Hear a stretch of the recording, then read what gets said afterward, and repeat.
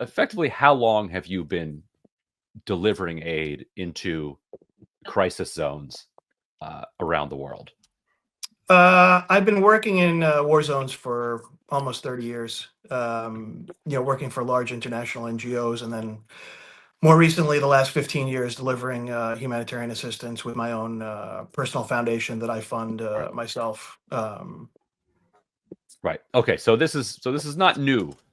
You're not new No, to I've this worked process. everywhere. You Right. name the country, I've been there: Congo, Somalia, Sudan, Iraq, Syria, Lebanon. You can go on and on. Ukraine. I've been to all of them, and sort of, and seen it through for years. So Syria, 15 years and going. Afghanistan, years and years and going. So it's we enter a place and we stay there.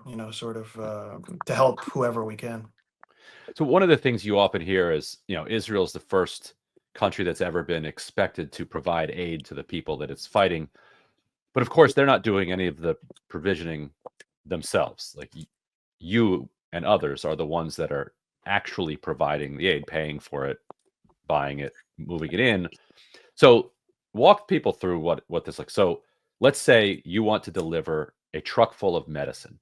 Like what are steps 1, 2, and 3 that So you have I to mean, go through? yeah, I mean, it's changed. So as you know, and we've been talking through Mhm. both on camera and off camera since October of 2023, Yeah. and you know it well. But for your audience, the medicine has been very limited since May. A very few deliveries and consignments of medicine has been allowed into Gaza since May of this year.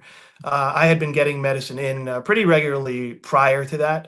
I have one consignment of medicine, let's say a couple trucks, urgent medicine, that's probably been in the application process for about 8 weeks, and it remains in the application process. The application process runs through the Israeli government authority called COGAT. It's the Coordinator for Government Activities in the Territories. And you have to register your organization. So I have two organizations of mine that are registered as donors. You also need an implementing partner on the ground to distribute the, let's say, medication, because that's a serious thing. These are things that need prescriptions, etc. Hmm. So that's your starting point. Now, the Israeli authorities still allow me to act as a donor, but for the, on the other end, they have sort of, turned down a number of major international organizations who can't get approval at all to get in things like medicine right now for one reason or another. And the reality is those large organizations, many of them don't want to risk their status, so they don't actually go public with this kind of information that they have, pending approvals that actually they don't get an answer. They don't get a yes or a no, and there are sort of household name organizations that are in this situation. So I go around to various organizations and say, look, do you think we can work together and get this in? So then you start the process, and you need a packing list, and you need the packing list in a certain way. And many times they'll ask for clarifications or corrections on the packing list. They want it grouped in a different way. They want it organized in a different way, separated in different ways. You also need the commercial invoices, the CI. How much did you pay? Where were the items from? Where were they manufactured? Where are you buying them from? Who's paying? Me. So it's a long process, and then you wait, and then you get something called a donation number, and then you organize shipping. Actually, so you don't, regardless of where they're from, you wait for your application to be approved by COGAT and two other Israeli ministries. So first COGAT, and then two other Israeli ministries, including customs. So currently, I'd say I have about 5 consignments. One of them medical. The medical is waiting for approval still, and we're looking at. I think we're at about 8 weeks right now, and they're urgent medications. One item that has been approved, I have 2 consignments of an item that's been approved. It's called RUTF, Ready to Use Therapeutic Food, and that's for kids under 5 with severe acute malnutrition, and it's a Hmm. miraculous peanut butter type paste with all the vitamins that you need to rescue kids between 6 months and 5 years old who are literally on death's door. And again, it's important to remember that about 350,000 kids in Gaza are under 5. And all of them are going through some sort of malnutrition, whether it would be characterized as severe or moderate. It's not an easy process, but the humanitarian system is by no means as good. It's actually the worst system in any war zone that I've ever encountered.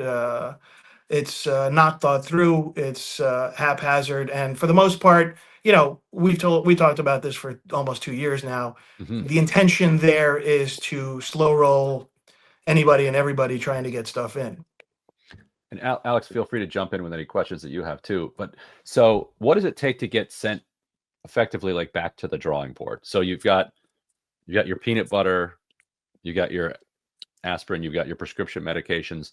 They tell you they don't like the order it's in the truck, and they want you to reorder the truck. No, this is the order in the actual application process. So you've got like Excel files, and you're handing in sort of documents, PDF documents, and so they don't like the way the actual items are paperwork. listed. Yeah, they don't like even though they told you that's the way they wanted it, and then sort of they'll make the changes. So it's basically starvation by bureaucracy or administration. It's just another method of slowing things down. And as we've talked about, in Gaza we need 1,000 trucks a day, not 100, and we're getting 100, and so they're celebrating the 100, but the 100 leaves people with literally food that they don't really need, because essentially it's rice and flour. You need a stove for that. Where's your stove? You need gas to run that stove. Where is that gas coming from? So you need stuff like, I'm bringing like the RUTF, RUSF, which older people can use as well, and other items that are ready to go. You don't need water. You don't need cooking, because this situation is, it's a famine, right? All famines are political crimes, but this is, next level political crime. So I'm to understand that basically the bureaucracy is part of the blockade. Have you? What are the ways that you've tried to get around the bureaucratic hurdles? Well, no, I just don't go away. So it's just being relentless and Right. never going away. So,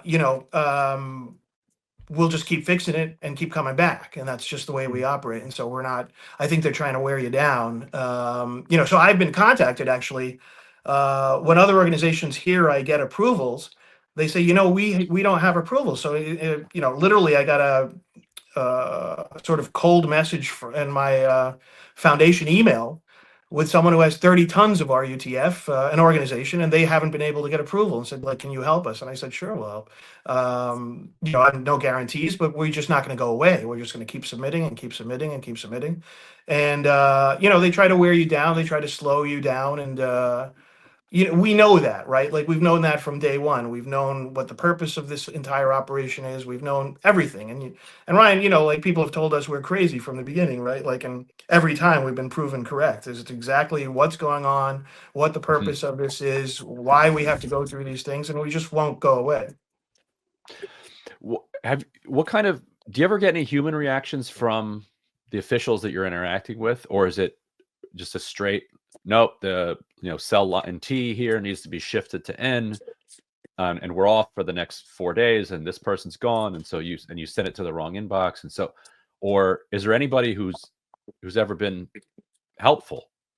Yeah, no, back channel. There are Mm-hmm. absolutely actors involved in the bureaucracy who mean well and are trying to help, but they're in they're in no position to help. And I feel, I've done this everywhere. I know that they want to help, and I can say I've been helped by sort of anonymous government officials going the extra mile to do something, but their bosses have no interest in any of this, and that's just the reality of it.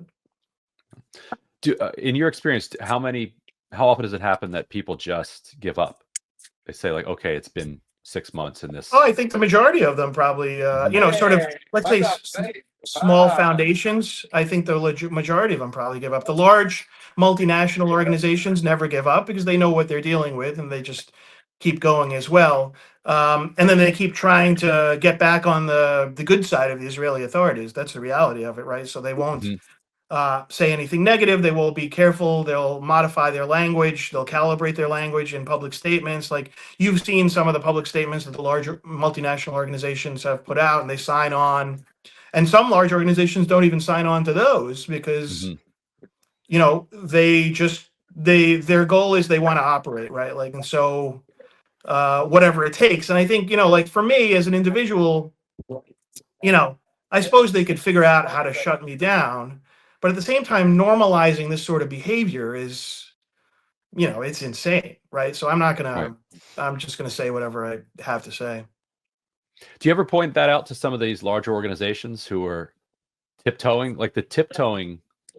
Not Yeah, just I mean, I feel, money more I important, feel, like the tiptoeing's not yeah, working either. I feel what they're going through. I'm not in their situation, so I'm not like a critic or a pundit, as you know. I'm just Right. a person who tries to do stuff, and so I don't. I'm kind of agnostic on it. I mean, I just know that I mean, that's why I'm not running a large multinational organization, right? Like, I'd be fired like day one, right? So, but it takes all of us, right? Like, so it takes everybody who can, everybody with the time, with the effort, with the ability, doing what they think is right. And I think they think they're doing what's right, and and I have no problem with that. But I'm not gonna go like like that Spider-Man meme where they're all shooting each other. I'm not gonna do Yeah. that, right? Like, so I applaud everybody who's trying to do what they think is right.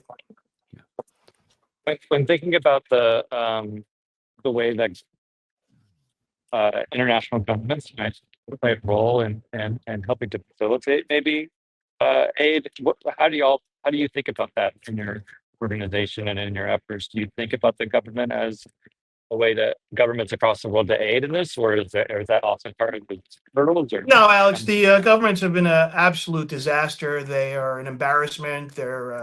We're in a world where you're sitting there being applauded by thousands of people in a essentially leaderless movement, right? So Mhm. I mean, we are the people. We can't rely on anyone. The leaders of every single government are atrocious. Any single one of them has let's say, not developing world governments, but even they have the capacity to do something more than they're doing. You can't say that anybody is punching at their weight, any sort of government. So we don't look at any sort of government as someone to rely on or someone to help us, because I think we only have us. That's all we have, and we have sort of our solidarity among each other. But our governments, all of our governments have I don't know, sold us out or whatever you want to call it. They have None of them can actually be happy to look themselves in the mirror and said I did the right thing. There are a few governments in Europe that have done more than other governments in Europe. Like I can point out Greece and Italy, for example, in terms of medical evacuations. They quietly do a lot of good work. But I mean, in terms of the whole, you can't really say, hey, this one is great. Yeah. So we don't, we just sort of, it's a private operation. We have to deal with the government of Israel to get stuff done. But, we're not looking for help from anybody. And clearly our own government in the United States has been, of no help at all, for the entire time, whether it was the Biden administration or this one. They have been an absolute disaster because, for example, in all these governments, there are experts who know all this stuff, who know how to do all this stuff. So we had people at USAID, the British have people in there, the Germans, the Norwegians, everybody has no shortage of experts who know how to calibrate this stuff, who know how to get stuff in, who know how to work the bureaucracy, but it's all silent. Go ahead. No, I just wanted to affirm that I would say that each and every person I've talked to who is participating in this flotilla has said a version of this, no matter what country they come from. They have said a version of this exactly.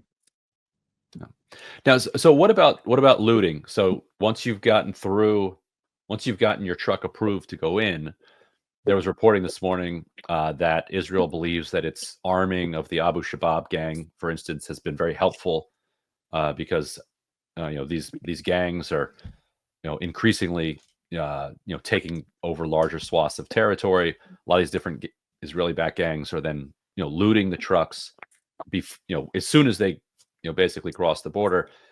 On the one hand, if it's food, it's getting in, it gets looted, and it eventually gets eaten. I guess it gets there. If it's medicine and it needs to go to a hospital, to a pharmacy, so that it can be distributed to people who actually need the medicine, sounds like looting is an existential threat to that. So how do you, as somebody organizing these convoys, factor that risk in and try to counteract there are routes, and sort of like the World Health Organization, for example, has convoys that are secure. You can use security companies as well. There are certain methods we take, and certain, I can't really get into all of it, but there are certain sort of things we can do to prevent what we call self-distribution. So with regard to food, if it's a father, sort of desperately looking for anything to feed his kids, and a truck goes by and he jumps it, even the United States government doesn't see that as necessarily looting. They just sort of see it as self-distribution.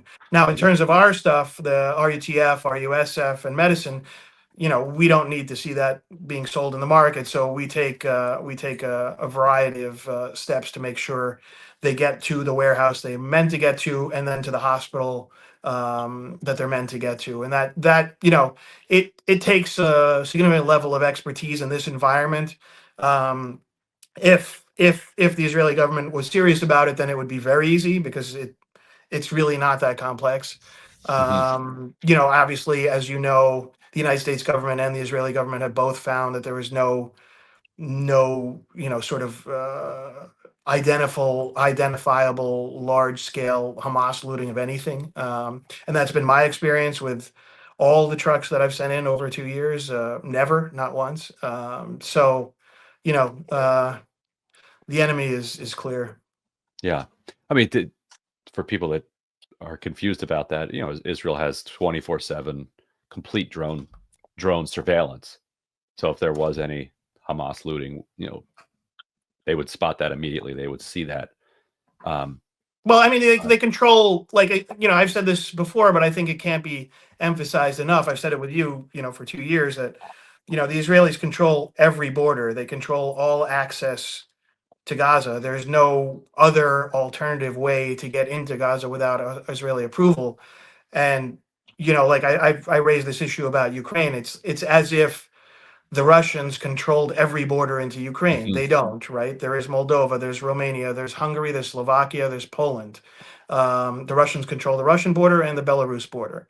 So they don't control those other borders. Perhaps if they wanted to, they could bomb those borders. They don't. But in the Israel situation, they control all access to Gaza, all around what's known as the Gaza Strip, every inch of it.